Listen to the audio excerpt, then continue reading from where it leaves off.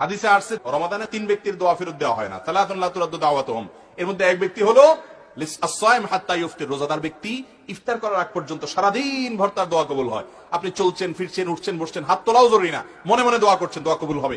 আপনি বাংলায় দোয়া করছেন, মুখে উচ্চারণ করছেন না, মনে মনে আল্লাহর সাথে কথা বলছেন, চাওয়া পেশ করছেন, দোয়া কবুল হবে। এমনকি ওযু নাই, তাও দোয়া কবুল হবে। ওযু দোয়ার জন্য শর্ত না, যদি ওযু অবস্থা করতে পারলে ভালো। এজন্য রোজাদার রোজা অবস্থায় ইফতারের আগ পর্যন্ত দোয়া করবেন।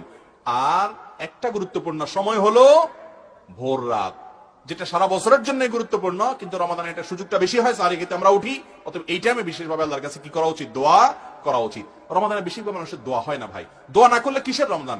দোয়াটাই তো ইবাদতের মূল। অতএব রমাদানে আপনার প্রতিদিন না হইলেও 15-20 মিনিট আপনি আল্লাহর সঙ্গে একান্তে কথা বলবেন, তাহলে ইনশাআল্লাহ রমাদান শেষে মাপ পাবেন। আপনি দরখাস্তই করলেন না, জমা দিলেন না, অ্যাপ্লিকেশনই করলেন না, কিভাবে মাপের আশা করেন? মাপের আশা করলে দরখাস্ত জমা দিতে হবে না?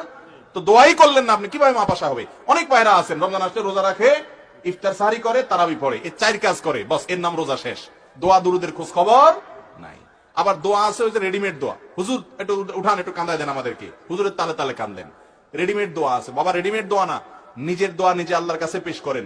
হুজুরের সাথে কি দোয়া করবেন? হুজুর হয়তো পেটে ব্যথা হয়েছে, বলবে আল্লাহ আমার পেট ভালো করে দেয়। আপনার পেটে কোনো সমস্যা নেই, আপনি বলেন আমিন। আপনার তো পেটে কিছু, আপনার তো মাথা ব্যথা, তাহলে হুজুর আপনার দোয়া করলে হবে সব সময়?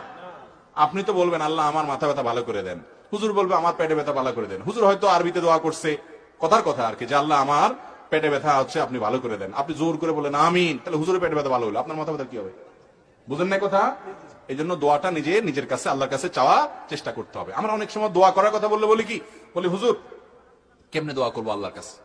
আপনারা হুজুর মানুষ কত সুন্দর করে দোয়া করেন, কত মায়ের পেঁয়াজ দোয়াতে, কত সুটটুট দেন, কত কবিতা বলেন, কত সুন্দর করে মিলাই জুলাই বলেন, আমি তো এগুলো পারি না হুজুর। আমরা মনে করি আল্লাহর কাছে মায়ের পেঁয়াজ দিয়ে বললে বোধহয় কবুল হয় না। আল্লাহর কাছে মায়ের পেঁয়াজের কোনো বাদ নাই। আল্লাহ দেখেন অন্তর অন্তর, চোখের পানি ফেলে কিছু বলতে পারে না, শুধু কায়দা দিচ্ছেন, বস আল্লাহ অন্তরের খবর জানে কি চাইতেছেন, মঞ্জুর হয়ে যাবে ইনশাআল্লাহ।